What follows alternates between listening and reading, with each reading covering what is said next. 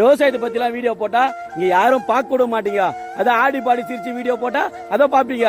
ஏங்க நாங்களும் கஷ்டப்பட்டு தாங்க விவசாயம் பண்ணி வீடியோ போடுறோம். அதுக்கு ஒரு லைக்கோ அதுக்கு ஒரு ஷேரோ ஏன் அவன் சப்ஸ்கிரைப் பண்ணி விடான் அந்த விவசாயி வந்துட்டு போகணும் கூட உங்களுக்கு தோணாதுங்க. ஏன்னா அவன் ஒரு விவசாயி.